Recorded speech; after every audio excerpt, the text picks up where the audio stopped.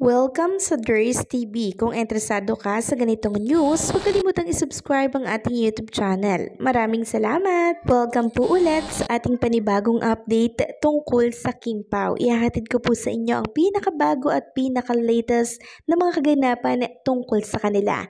Kaya naman kung hindi ka pa subscriber ng ating channel, pindutin nyo na ang notification bell para lagi kayong updated sa mga balitang trending at napapanahon. So, ayun, welcome back again sa ating YouTube channel mga kakimpaw. And for tonight's video, ang pag-uusapan natin ay panibagong mga importanteng detalye na naman for Kim and Paolo Abilino. And unahin na nga natin itong tungkol po sa hallway ng ABS-CBN office. No, na feature po dito si Kim and Paolo Abilino. Naka-display po itong picture po ni Kim and Paolo Abilino sa hallway ng ABS-CBN. Nakakatuwa naman kasi ito po yung mga poster nila for international poster of My Love Will Make You Disappear. Sabi nga po dito ng isang fan page, look, a hallway in ABS-CBN office features a display of the international posters of Kim Chiu and Paolo Abilino's For My Love Will Make You Disappear. So, nakakataba lang ng puso mga kakimpaw dahil ang ABS-CBN po ay super proud kina Kim and Paolo Abilino, kaya naman yung kanila mga poster na pang-international talagang binalandra po nila sa hallway po ng kanilang ABS-CBN office. Nakita ko nga doon, grabe, iba-iba po yung post ni Kim and Paolo Abilino. So, for sure, yung mga may inggit, yung may mga galit kay Kim and Paolo Abilino dito, yung mga nagsiselos kay Kim and Paolo Abilino, siguro tuwing dadaan at pupunta sila dito sa hallway po ng ABS-CBN office, tumataas yung kilay. Na-imagine ko lang mga kakimpaw, lalo na po si Jay. Well, naisip ko lang naman mga kakimpaw, hayaan nyo na po, no? Naisip ko lang na baka yung mga inggit kay Kim and Paolo Abilino, nako, pag nakikita yung mga poster na yan, na nakabalandra sa hallway, baka halos ayaw tingnan kung gaano ka-sweet si Kim and Paolo Abilino. Samantalang sa mga bashers naman ni Chinita Princess Joanne na tinatawag po siyang starlet lang daw. Abay, mahiya naman kayo. Dahil yung tinatawag po ninyong starlet ay napakarami pong award.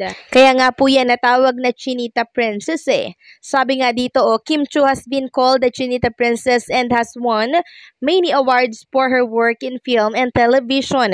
Talagang mahusay na artista kasi si Kim and Paolo.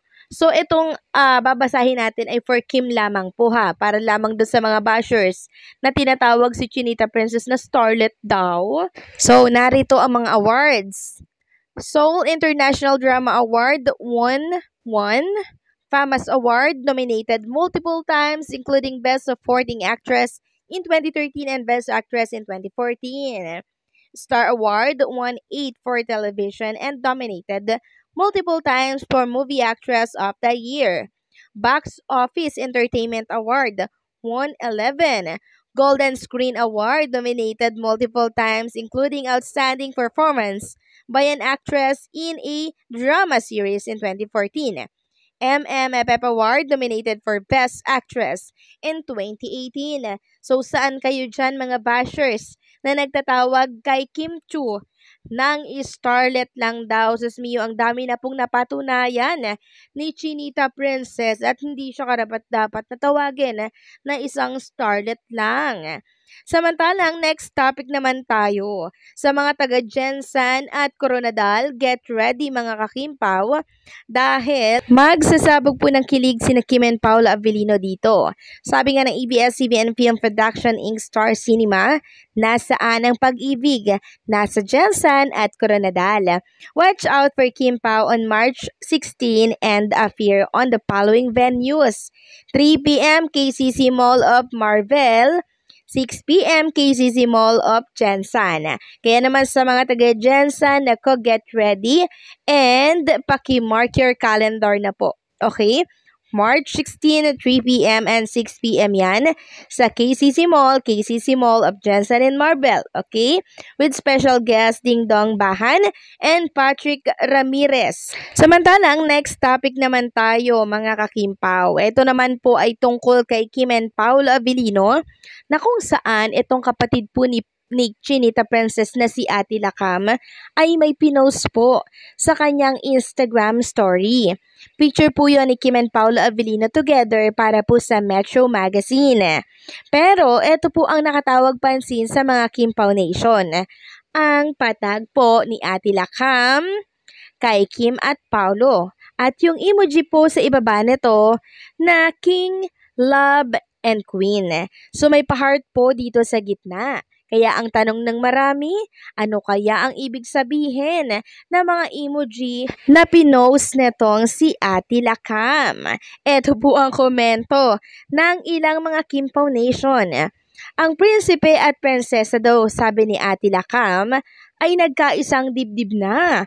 Grabe po, sobra ko talagang natuwa dito sa comment na to mga kakimpaw. Kasi sobrang good vibes po ng komento niya. Nagkaisang dibdib na daw po si Kim and Paolo Avellino dahil sa emoji na to. Medyo related nga po, no? Kung ating pakaarukin ang ibig sabihin ng tatlong emoji na yan, yun din po yung naiisip ko, ha? Eto may puso sa gitna, 3, I love you yan. Tapos 3 rin po yung koronang andyan, King and Queen. Nagkaisang dibdib na nga kaya? Nako, sobrang nakaka-good vibes naman yan. Sabi pa ng isa, clue na yan sa mga legit na Kimpaw. Gets na yan. Sabi pa ng isa, kakatuwa naman si Ate Lakam ni Kim, King and Queen sa kanya ang dalawa. Halatang pasado at boto siya kay Pau. Sa bagay, pati mga kapatid nila ganun din. Pati na yung dalawang lalaki, yung Kuya William niya at yung bunsong si JP, pareho silang nakapalo kay Pau at Kim. Meron pa nga pong nagulat dito mga kakimpaw, hindi po nila lubos sa kalain na ganito po yung ilalagay ni Ate Lakam ni Kim dito po sa picture ni Kim and Paolo Avellino para po sa Metro Mag. So, sobra pong good vibes talaga ng pa-emoji ni Ate Lakam. Maraming salamat Ate Lakam sa nakaka-good vibes na binahagi niyo po sa inyong Instagram story. Sobrang ang dami pong Kimpaw Nation ang kinilig dito.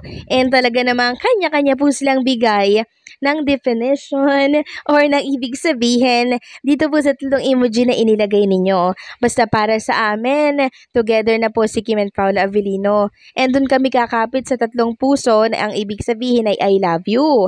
So tama nga kaya ang ibig nitong sabihin.